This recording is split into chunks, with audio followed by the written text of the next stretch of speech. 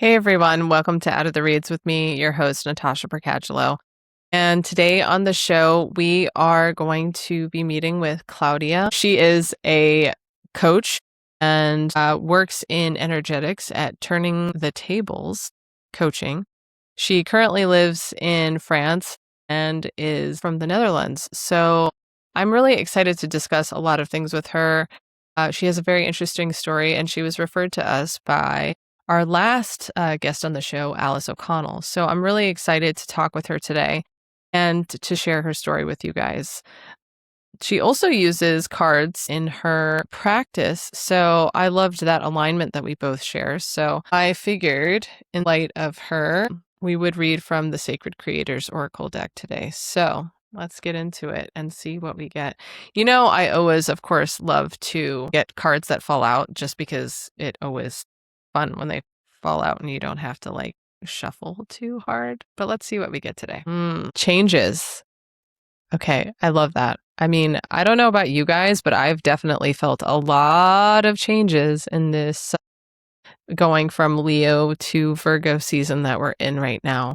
And at the end of the month, there will be some eclipses coming. So I just feel like there's a lot of changes out there in the ether.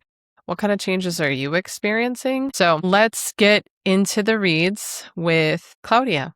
And I hope you guys enjoy the show. Thank you, first of all, for coming onto the show, Claudia. I know you have your coaching business, Turn the Tables.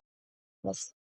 And I know we talked a little bit. You mentioned more things that we'll talk about soon about moving to France from the Netherlands. And so I'm so excited to hear all of these things. But how did you get started with your own coaching business? Yeah. Well, I will try to keep it short, but I've done several things in my career. I started on the dance academy, and then I had a dance Wow. career for a couple of years. But due to a chronic injury, I had 5 operations on my leg. Oh my gosh. And that wasn't possible anymore. I tried to extend it for a long time, and then I was a dance teacher for a while, but I was performing too. So at some point I felt like, okay, being a dance teacher my whole life is not for me. So I think I was about 28, 29 then when I needed to shift my career, because I was a bit in doubt of what am I going to do? Dancing is my passion. I mean, what else? I could never saw myself work in an office, or I needed to do something with expression, or something where I could put all of my emotions in as well, because dancing was also my therapy, I guess. Yeah. So I decided to go to a styling academy. It was Styling and Design Academy in Amsterdam. Okay. Which was part-time, and then I could still part-time work dance for a little bit. That was like a sort of a transitional time for 2 years. Okay. And so in the meantime, I started working in a shop, because I thought, okay, if I need some experience in the fashion industry, because I thought, okay, from dancing go to fashion. Right. Makes sense. Another creative vein. Yeah. Exactly. And also something that I really liked. I did not really know what I wanted to do in the fashion industry. So I was just exploring, started in a shop, being a visual merchandiser. And then when I graduated on the Styling and Design Academy, I started as a junior designer for a Dutch fashion brand. Wow, cool. Then I made the switch. I was 29, 30, I guess. Yeah. Yeah, it was cool. But it was also in an office. I thought it was going to be super creative. Yeah, right. Sitting at a desk at my computer, drawing. It was fine, but in Illustrator and Photoshop, and I got used to all of that, and I managed to do it all. And I think I was good at it, but I knew I wasn't the best designer, but I did a good job. Yeah. But then after 4 years, the company where I was working went bankrupt, and I had to look for another job again. And then I was at home, and I had time to reflect. And then my brain always goes, okay, do I still really want this? Is this what really makes me happy? And I actually realized, after doing a few applications, thought, I don't know if this is really for me. I loved the name of fashion stylist, fashion designer. Yeah, the title. Exactly. title and the idea, but the world itself was kind of harsh for me. And I thought it was, hard work. I'm not against working hard at all. I mean, now I have my own business. I'm working all the time, but it's different. But also, the industry, it wasn't really healthy for me, to be honest. Yeah. I struggled. And also I felt my self-worth going down and down.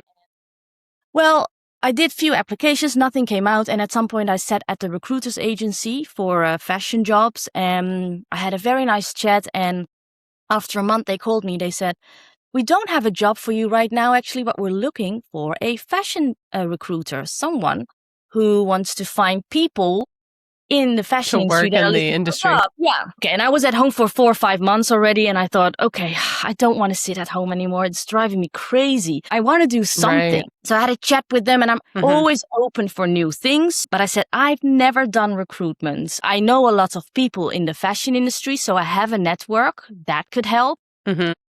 I'm willing to learn, but I cannot say if I'm going to like it or not.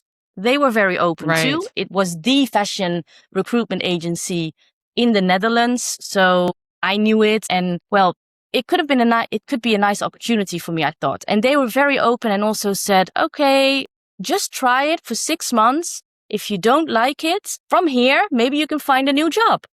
Right. Yeah. So I just thought, okay, let's go for it. Let's do it. And then 6 months became 4.5, 5 years almost, which was, I really loved it. What I really loved was not really the actual recruiting, but the guidance for the people that were looking for a new job, because I've obviously went through that phase myself a couple of times. So you knew how to help them through that transitional, that stuck period. Yeah, and asking the right questions that made them wonder, and also helping them, lighting their fire again if they were stuck with their creativity. And that was the main part I loved most. So I became, I noticed I was also good at that. So people good after the talks with me, and they were more inspired again and motivated. And so I felt, okay, this is a nice direction for me. And then COVID came, and well, like a lot of companies, it went a little bit up and down, and I decided to just start for myself as a career coach. And also I was guiding some students at the Fashion Academy as a career coach as well, which was really lovely. So that was my start. I think that's 5, 6 years ago. Yeah, that's amazing. That's amazing. And then I hit a massive burnout for a year. I was flat down. And after that, my coaching has changed, my coaching style. But it's still focused on work, but I now do work and well-being. So, that's awesome. I love the arc and the trajectory. I mean, you had such a creative origin story of dance, and I can relate to that heavily. I mean, I used to be a dancer, and so I was a competitive ballroom dancer for many years. And then I knew it wasn't going to be my life trajectory like you. Like, I would think I was 16 when I knew, like, okay, this is going to be something that I do for myself, but I'm not going to make it my career. Yeah. And so that's really interesting. I love the overlap there in that creative field, and how it started you into actually like helping people and being like a guide and a teacher and a coach from such a creative expression. So how do you feel like your own creative expression, and I know you said you had so many injuries that led to maybe some of that stopping, but how did you transform all of that into now, like what you offer and what you bring to people? Yeah. So I'm more of a creative coach. I work with creative tools. I work with my body, the body. Our body is an instrument. I knew that as a dancer, because I felt it has a conscious on its own, and it talks to you, it speaks to you. And if you listen to it, it can help you, it can guide you on your path. Yes. But when I stopped dancing, I ended up in an office, which I said I'd never do. Also, the recruiting was in an office. So for 10 years, I worked a lot from my head. It was a lot of emailing and just behind the computer. Yeah. I just didn't listen to my body anymore. I was sitting still all day. And with adding the stress of that, and of course, it's work and private always combined, I got burnout. And during my burnout, which I was lying down on a bed for a year, obviously I had to face myself because it was a huge wake-up call. And how do I want to continue after this? Because I couldn't do anything anymore. I couldn't listen to any sound. I couldn't bear any light. I couldn't speak for a year. It was too heavy. Yeah. Oh my gosh. Yeah, it was a really messy one. My parents had to take care of me, give me food, and then leave the room because I couldn't handle any. My nerve system was completely overstimulated. Shot. Yeah. Wow. Yeah. So oh my God. it wasn't just a burnout. It was a complete wipeout. Yeah. And after that, I've never become the old one again, but I guess it's a blessing in disguise. Yeah. I really have to manage my energy level. Yes. And yeah, with that, I also integrate that in my coaching. So I work with cards. I see you work with cards too. Yes, as well. I do. I made my own card deck, and That's really amazing. I love that. Yeah. Will you share it with us? I'd love to see it if you have it with you. I have it with me. Yeah. So this was also a therapy after a year, I could do something, and I started drawing, and this is like my. Oh my gosh, inspiration. Turn the Tables inspiration card deck. I love that. That's so beautiful. Cute. These are the cards. Very minimalistic, my branding. Yeah. But because in me, there's always a lot of happening. And I have all different, it's me. I posed with quotes. So I did my dancing. That's so cool. Some planets or Home Sweet Home, Shine, Make It Happen. It's like an oracle deck. Let your dreams. Yes, exactly. Yeah. Oh my gosh. All me. Yeah. A bit of dancing pose in it. It's, yeah. But it's also take action. Yeah. All different kinds with a little booklet, of course. I wrote all the time myself for extra. It's beautiful. Inspiration. Yeah. And it's always a good start. I do card readings, but I also use it in my coaching. Yeah. So it's a good, helpful tool to not start from the head, but I can pull them, or if I see someone physically, I do online and offline, they can pull themselves, work more with the intuition as well. Yeah. Yes. Really having your own answers and guiding yourself as opposed to the outward noise that we're often seeking when we're in the mind. Yeah. I love that. Because all the answers are within us. I felt it during my year. I had no contact with anyone. Yeah. But I still felt I came back in contact with myself and yourself with more. Yeah. That's so amazing. And I mean, walk us through that a little bit more. I mean, obviously, in just you saying that, I really feel like I discovered that you were in isolation like that for a year, where your nervous system was just completely run down to where I can't do anything. I don't want to be touched. I don't need a lot of stimulation. I need to come back inward. Yeah. Like, it sounds like you were at rock bottom when you went in physically, but when you started to come out of that, what did that look like for you? It was a roller coaster, physically and mentally, because I guess, everything for me works together like in a holistic kind of way. So when your body's not feeling well, my mental health wasn't doing well either. So while lying down, I went through several hardcore mental issues. Depression, I had a psychotic episode. Yeah, so that's the main things that I went through. It was bizarre. It was a bizarre year, and even after that year, mentally was still, it had such a huge impact on me.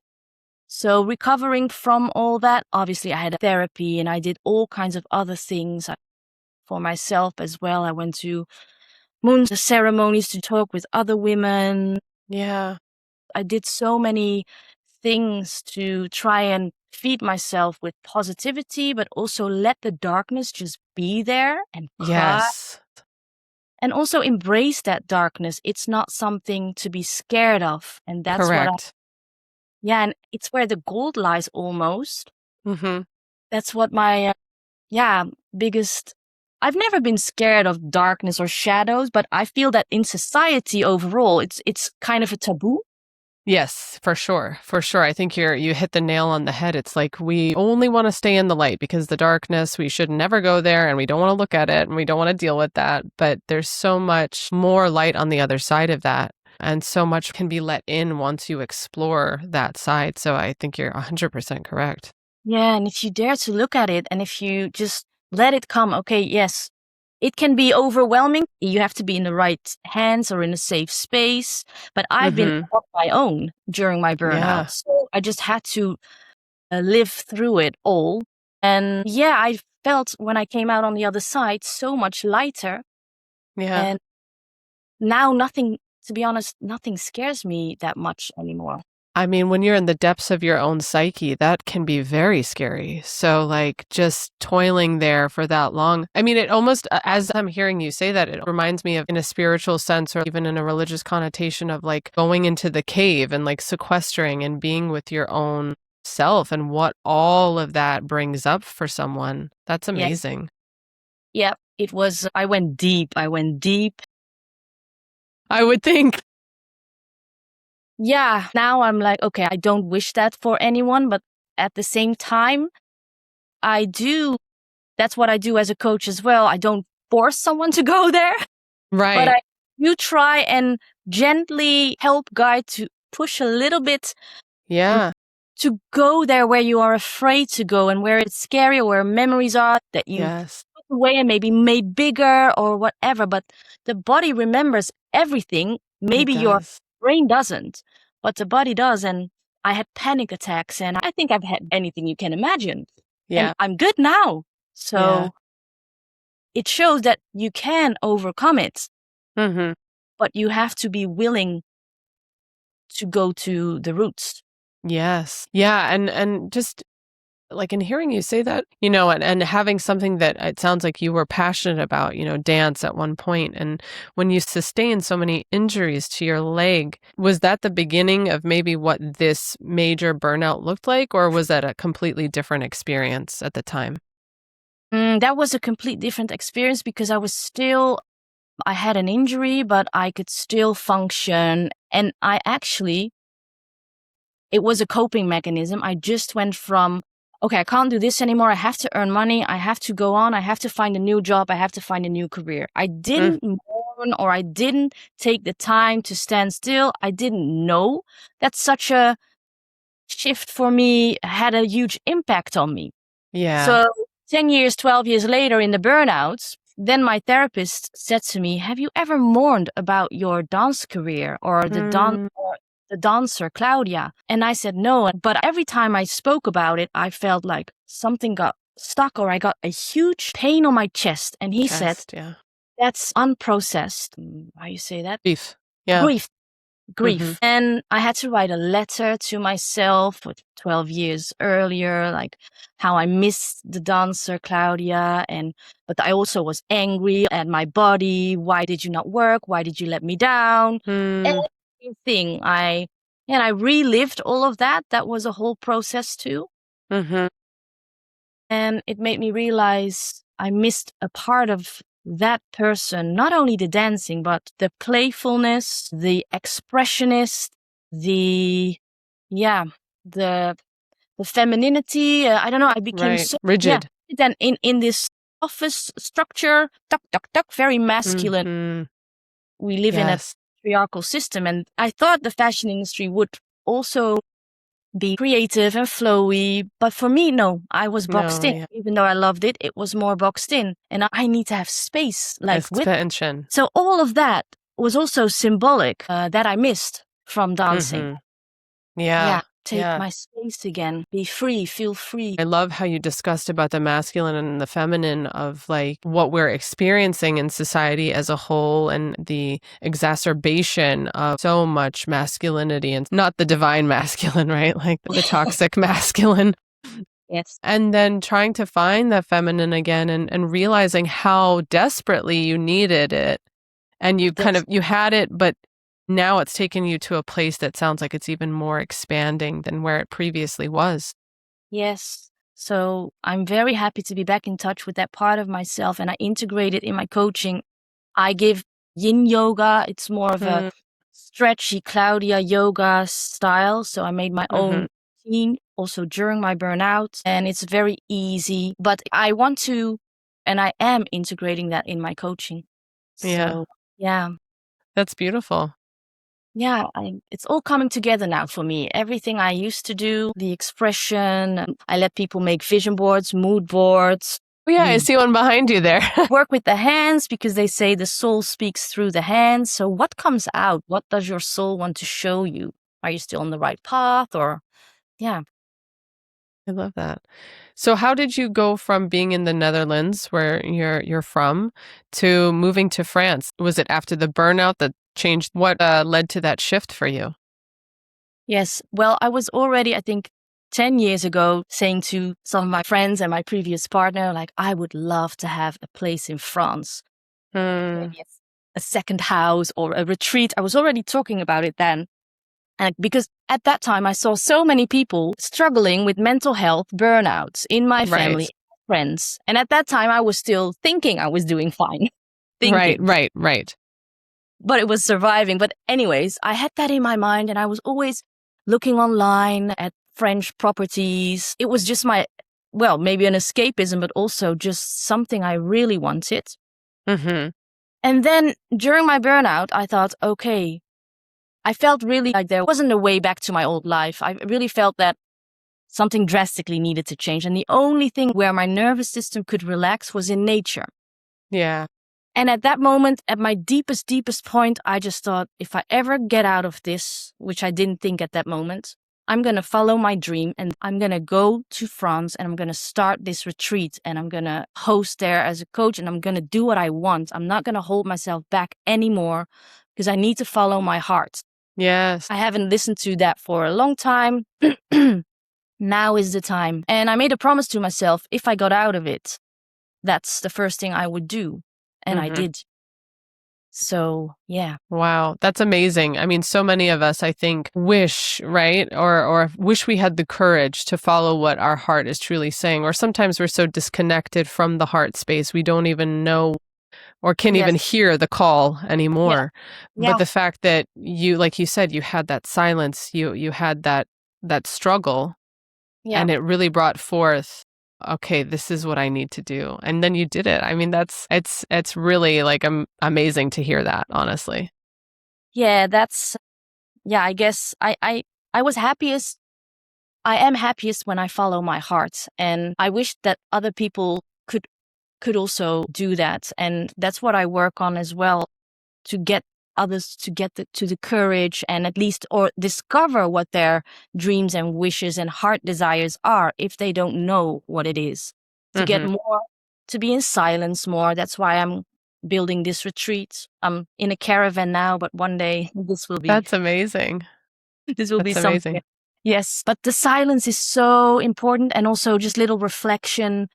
Yeah, just reflect and create and feel. And then you'll get there, because the mind, the brain is so full of noise. Right. You just can't really hear the real voice sometimes. So, yeah. Yeah, no, so well said. So well said. So you have the caravan, you were saying, and you want to create this, is it a retreat space that you're looking to like make and where in France are you currently? I'm in the north of France, in the Champagne region. That's yes. It is a pretty region. Yes, it is. Next month, my tiny house will be arriving. So then I will move and live in a tiny house. I'm placing a yurt here as well. That's a round, big tent. Amazing. Yes, the yurt. Yeah. For workshops and the yoga. I'm keeping this caravan for a bit too. Next year is already the first retreat planned with another lady that I'm going to organize. And we're going to start very basic, because I feel when you're back to basic, it's so good for us. You come with your tent. I have like already I'm networking here a lot. I know people that can cook. I'm living in a tiny village, has 23 people that live here. But wow. Yeah, and there's so many abandoned sheds that we could use. Honestly, like, I feel like you're a kindred spirit, because I have very similar kind of aspirations, dreams. So that's really cool. I'm trying to also do a retreat that's very off the grid in Georgia. It's in November. It's called Hostel in the Forest. And it's a nonprofit, but there's no air conditioning. There's communal dinners in the evening and everybody pitches in, helps out. There's chickens, so they bring in eggs. And so anyway, I'm trying to do the same thing. I'm also a yoga instructor. So it's there's a lot of, I see why you're on the show. I see why you're here. Yeah. That's so funny. Yeah, nothing is a coincidence. But yeah. No, definitely not. No. Nice. That sounds really nice too. Yeah. Yeah. I've been to some retreats myself too, and it just really helps me. And it's such a nice space and environment. There are some that are also not nice. Oh, yeah. For sure. It can go either way, just like anything. But when you do find the ones that really resonate and feel like I align with this vibration, this feels right to me, then they're so restorative, honestly. So restorative and so insightful. And yeah, you come back with new insights, with inspiration where to go for your next step. So yes, you literally drop into your body. You go from the head to your heart. That's how 100%. And communing with women, I'm not saying that your retreats are going to be only geared towards women. I'm not sure. But I feel that, like you said, communing with women as a woman, it feels so restorative. The sisterhood of needing other women, I think, is something I'm hoping we're gaining more awareness to. Me too, because I think we've lost that, and especially, I mean, men are always welcome. I always say that, but for some reason, sure. I attract women at the moment, and yeah, maybe one day men also feel drawn to it, or I don't know, but we'll see.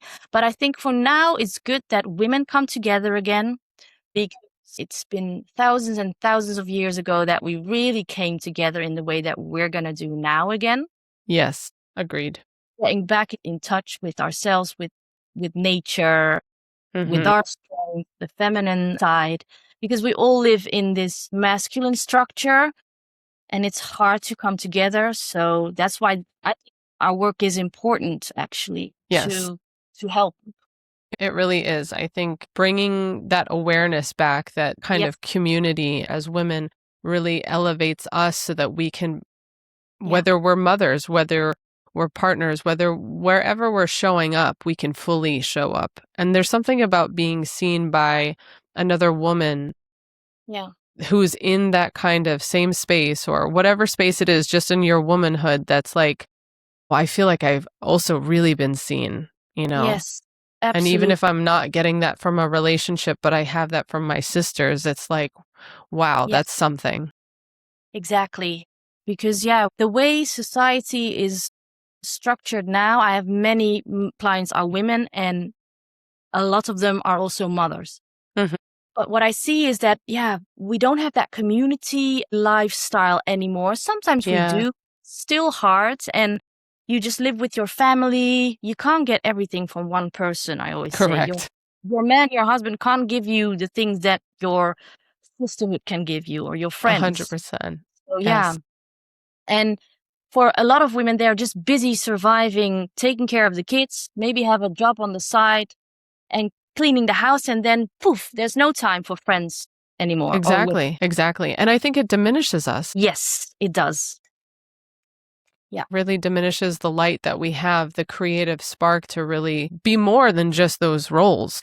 They're important roles, but we're not just the mother. We're not just the wife. We're not just, the maid. We're so much more. With the mothers and the women that you work with, what do you find has been the most gratifying thing that you've witnessed from your clients? I think it's realizing what they want in life again, coming back to themselves, their wishes and their dreams. And for lots of women, they're sometimes scared, oh no, but do I have to leave my family then? No, that's not what I'm saying at all. But to just make time for yourself again, not being, that's not egoistic, but make time for yourself, because one, you show up as a better mother and a better wife.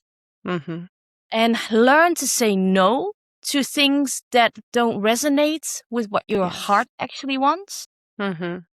That's also a huge thing that I work on with them, to have that courage and also the realization, because in the beginning you can think that, but I usually go to those birthdays, we have some friends, and every weekend we have a birthday. No, it's nice.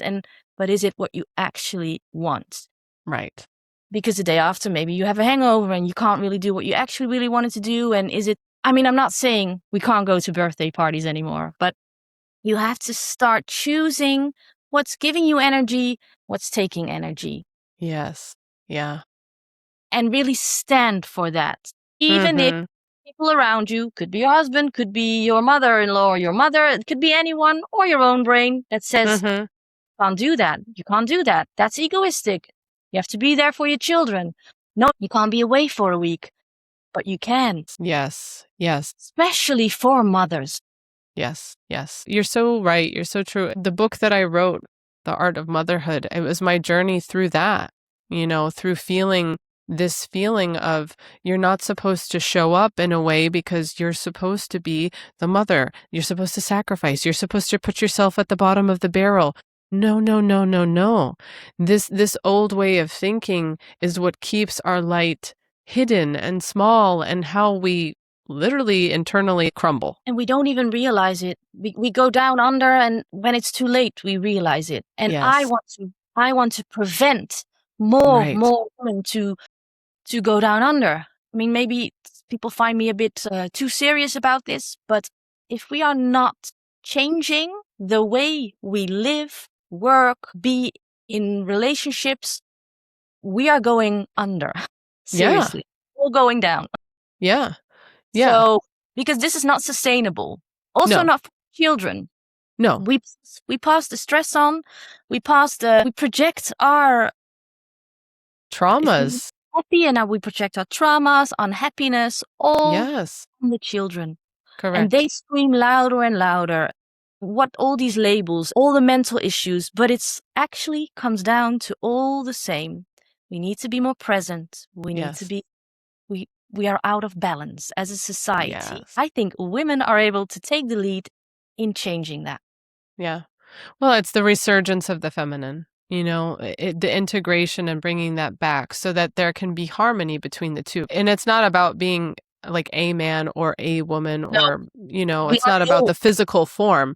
We It's have both. about the energetic duality within us, Yes. and that kind of the sacredness of and the balance of those things, and that Absolutely. energy that brings forth harmony. And it's Absolutely. just been so much disharmony for so long. And I do feel that that way is starting to crumble. And that's why this resurgence is happening. And that's why it's so important, the gathering of women, I think, Yeah. to raise that energetic feminine, Yes. and Yeah. and just anyone who's steeped in feeling that is what is calling to Yeah. them. Absolutely. No, I totally agree. And yes, we have both energies in us, masculine and feminine, also for men. Mm-hmm. But I think at the moment we tap in maybe a bit easier into the feminine energy, and we can bring it into the home, Mhm. or into our work environment. And I believe it is crumbling, and I believe we're heading in the right way. My gosh, I've enjoyed our conversation so much, Claudia. Like, it's been so restorative to me too. I mean, I hope Me for too. you as well. It's been lovely. Absolutely. Same for me. It's always nice to speak with like-hearted people. And Yes, yeah, yes. and I think it's just good that we keep spreading this message and talking about vulnerable subjects. Yes. It's Yeah, important. I agree with you. It's opening up the heart.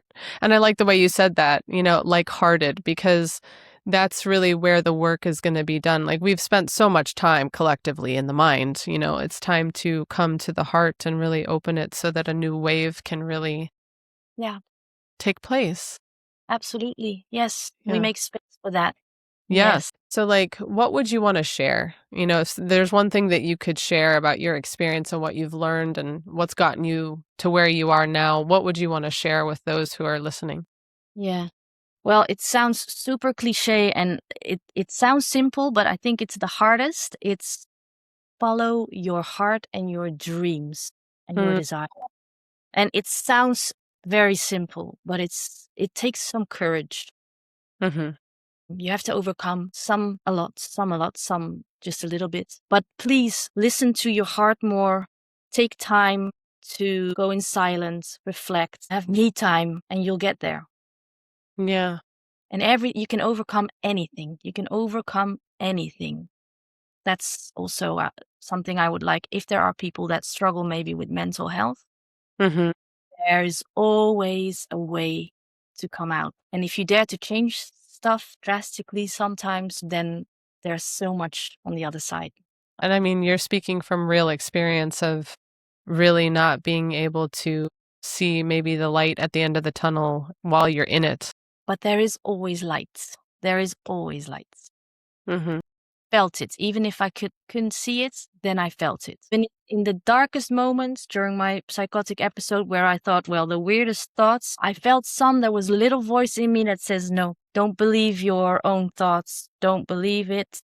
You know what's right. What feels good. Go to your body. So that's real strength. And thank you so much for sharing that, because I think it is really helpful and a wonderful reminder. So thank you. You're welcome. Thank you for giving that safe space to talk about these kind of subjects too, because we are getting there, but there are still some taboos around mental health for women. And I think it's time to turn the tables and yes, which makes sense as to how you got the name, is the idea of just trying to turn the switching tables. things. Yeah. Yes. It's a very powerful phrase for me always. Yes. Like, no, this is not the narrative. Let's turn the tables. Yeah. I love that. I love that. Yeah. So if anybody wanted to work with you, Claudia, how would they do that? They can go to my website, which is www.ttt, turn the tables, -coaching.com. I also help clients who are non-Dutch or who don't speak French or Dutch, so I can do it in English. Mm-hmm. Or you can follow me on Instagram, which is Turn the Tables Moments at Instagram. Yeah, Turn the Tables Moments. And that way they can connect with me, follow me, send me an email, which is hello@ttt-coaching@gmail. Awesome. Well, thank you so much. And I loved our chat, and I can't wait to work with you or talk with you more in the future. Yeah, I hope we can stay in touch. Hey everyone, thanks so much for stepping into the reads with us today. I hope you enjoyed Claudia's interview and getting to hear her story. I thought it was so inspiring. And if you are interested in finding out anything more about the current guests that we have coming up on the show, follow along at outofthereads.podcast on Instagram. And if you're curious about some of the good things we have cooking up on the show, but also in real time and in the real world, and you happen to be a local to Jacksonville, Florida, on Fridays, we were going to be having a book and writing circle that will be at Chimera Coffee Shop off of the South Side area. It's just a great way to connect, to start building your community, your circle of women who can hold you up, especially if you happen to be in the motherhood journey. And if you're curious, in November, we are hosting a Rooted Circle retreat at Hostel in the Forest from November 6th, 7th, and 8th. That will also be a cap of 10 women who will be in that amazing offering. So reserve your spot now. Feel free to reach out to us, send us an email or a DM, and we're happy to get in contact with you. If you also would like to be on the show, or you know anyone who might benefit from being on the show, again, feel free to reach out to us via email or through Instagram. Can't wait to connect with you, and I hope you guys have a great week. We'll see you next time.